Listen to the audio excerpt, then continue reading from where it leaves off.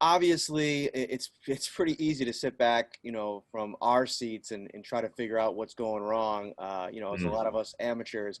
But, looking at it week after week with the struggles that you guys have had in coverage, I know been some guys out. Sean talked about the pass rush. When you look at the coverage issues, what are you seeing that's going wrong, and how can you explain it to people that are trying to figure it out? Well, it's a combination of a few things, Matt. Being able to play man coverage, we've struggled with that a little bit. We've even struggled in our zones at times. So you need a combination of rush and coverage to work together in order to have success in pass defense. And we haven't been able to consistently put that together yet. And so we'll keep working at it because you have to be able to play some man in our league, and you have to be able to mix in zone and have success as well. But that comes back to your ability to be able to rush and not let the quarterback hold the ball as long as he has at times, and then being able to get that tight coverage or having the zone awareness to make him have to hold the football a little bit longer to buy or rush some time. So we just haven't been able to put that together as consistently as we need to, and it's something we'll have to continue to work on. And, for Tremaine Edmunds, Sean talked a little bit about it. We all know that he's, been playing hurt for a big chunk of time. It seems like he's getting healthier. But from your perspective through these first few weeks, what maybe has, he not been doing that, he was really doing well at the end of last season? Well, probably the biggest thing is physicality, and obviously a lot of it has to do with the shoulder injury. Just being able to throw his body around like he ordinarily would. You could see it a little bit in the Raiders game that he was getting back to form, and there are some indications even last night that he's getting closer to getting back to the form that he finished the season with. He's not quite there yet, but his confidence is growing as he's getting stronger and more physically able to use his hands and punch the offensive lineman and then get off of blocks. But the fact that he's out there, even though he may not be playing at the high level that we're accustomed to, his presence still means a lot to us, Matt, in the huddle. And the physical part is going to come. We just need a little bit more time, but we need him out there. Thanks, Leslie. Appreciate it. Thank you. Hey, Leslie, Thad Brown and Rochester, appreciate your time. Hey, no problem. How hard is it, or let me start with this, how important is it to build chemistry among the defensive linemen? And then how hard is that in your particular situation this year with so many different names, no preseason, all the different things we talked about ad nauseum this season? Yeah, it's a good point. We've steadily been trying to build that chemistry both in the classroom as well as on the field, and it's probably taken us a little bit longer than we would have liked, but a lot of it has to do with the way the preseason went or the lack of a preseason occurred.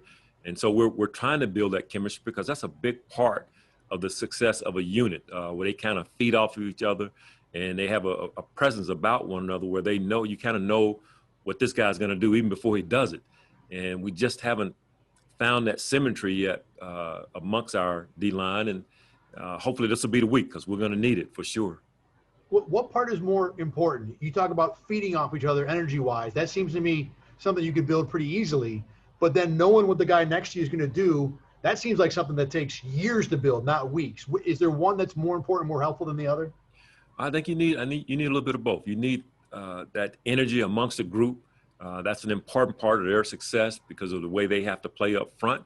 But also that awareness and those instincts where you kind of have a feel if you are, say, Jerry Hughes and maybe one of our new guys, Mario Addison, you guys are in the game at the same time. Just having a feel for what games are going to work best versus this type of protection where instinctually, because you've been working together, you've had some time together and put some time together on task, that you don't even have to look over there. You just know right away, this is what Mario's thinking. This is what Jerry's thinking. We just haven't quite got there yet, but we're close. We're not that far away. Thanks, Leslie. Appreciate it. You're welcome. Leslie, John Warrow, AP, how are you doing? Hey, what's say, John? If, pardon how I phrase this, but if last night was the frying pan, is Monday the fire? Those guys are pretty good that are coming in, and, we'll have our hands full for sure. But the good thing is we get a chance to line up and play another ball game, and we look forward to, trying to get better than we were last night.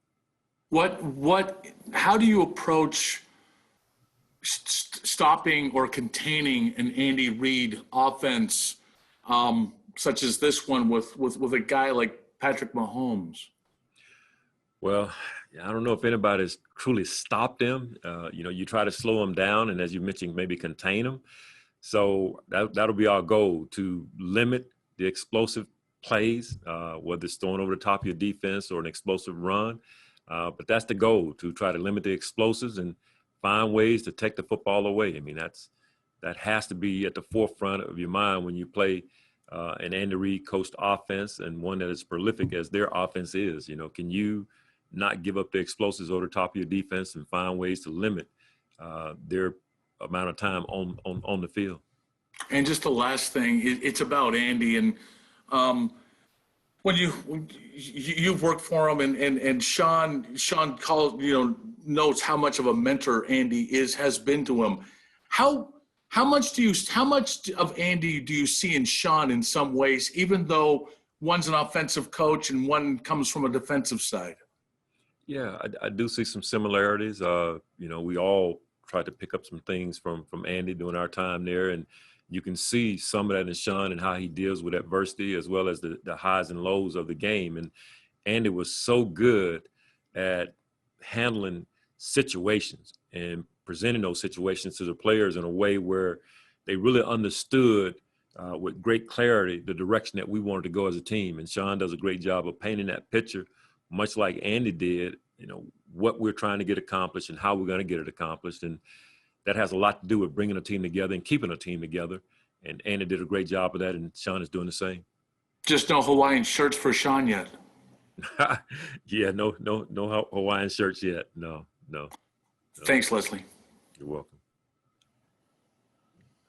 Hey, Leslie, it's Jay with the Buffalo News. When you guys draft the guy 9th overall, like you did with Ed Oliver last year, I think there's an expectation that he's going to come in and he's going to provide, splash plays, big kind of highlight reel, game-changing type plays. Knowing that maybe that's not always what happens with the defensive tackles in your system, where would you say Ed is in terms of impacting the game in a positive way, through 5 games of his second season? He's not quite, Jay, where he was when he finished last season. I mean, he finished on a high note, was really impacting games. I'm thinking back to the Dallas game and some of the other games, the Miami game and others, where he really came on for us. I think once he had that knee injury a few weeks ago, it's taken him a little bit to get back to where we need him to be. He wore that brace for a couple of weeks, and this was his first game without that brace. So I'm hoping, Jay, that now his confidence level will go higher, because we're going to need the best of Ed Oliver this coming Monday night. We're going to need him in a big way. We need those splash plays that we saw him produce in the second half of last season, and we need that. That's been absent up to this point. Yeah, and, Sean made mention of it. The 4-man pass rush has got to get home for you guys to be successful defensively, and Ed is obviously a big part of that, right? No doubt about it. I mean, he is one of the guys we're counting on heavily. And, we're going to need that starting this week. Hopefully now that he's out of that brace, that he can just let go and be the player that we know he can be. Appreciate it. Yeah.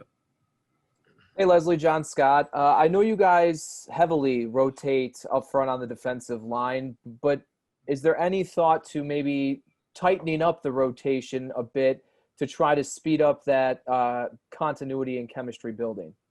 Yeah, I mean, John, you sound like we were sitting in our coaching staff meeting, because that's exactly what we talked about, just identifying who our best rushers are and maybe shrinking that rotation a little bit because we're not really getting what we want right now. And that's going to be a big part of our success as we try to turn the corner as a defense. So it's something we're talking about and we're looking at, and, we'll probably make some decisions here real soon. And moving back a little bit, I know I asked you when Tremaine and Matt were out of the lineup, what effect that had. With Tre'Davious, we obviously are well aware of his talents. What effect does that have on what you're able to do in the back end when you have to play other players and he's not on the field? Well, I mean, he's a Pro Bowler for a reason. So when you're missing one of your Pro Bowlers, you're missing obviously one of your best players. And he gives us that ability to match up on other teams' best receivers and you don't even think about it. I mean, you just take it for granted when he's out there. And so to not have him, it kind of shows up in other areas, and you end up trying to compensate sometimes, and it can cost you in other ways. So it'd be great to get him back whenever we can get him back, but you definitely feel the loss when he's not out there. And real quickly, your thoughts on Cam Lewis? At least I noticed him going after Derrick Henry and taking him down one-on-one. That's what stood out to me. What stood out to you in his first NFL start? Well, that definitely stands out. I mean, Derrick Henry was one of the best backs in our league, and the way he came up and tackled, not one time, but 2 or 3 different times where he made solo tackles against a guy who's, just run over and run through a lot of good football players, was very, very impressive. I thought Cam played well for us. And, when you consider that his only time was, maybe a year or so ago, where he got a little bit of time in the preseason, and for him to go out and start and play as well as he did, it was very, very impressive. Thanks, Leslie. You're welcome. Hey, Leslie, it's Kim Jones. Hey, Kim. How are you? Good, good. I'm curious. I believe it was after the Vegas game that Sean McDermott told us on Zoom that he thought in the fourth quarter the defense started to show its personality, and he was encouraged by that. Yeah. I know you'd love to bottle those moments and just sprinkle them into future games. I understand that. But what was it about that game that you do need to perhaps start replicating in these other games beginning Monday against the Chiefs?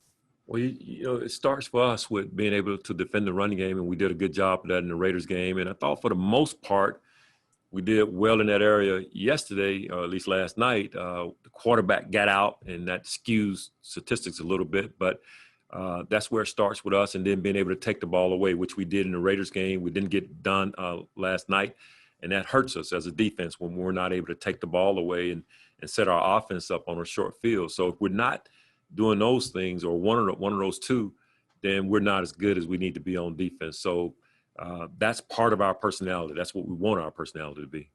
And I'm just wondering, and I don't say this to patronize you, I say it because I mean it. I've talked to enough people and players to know how respected you are.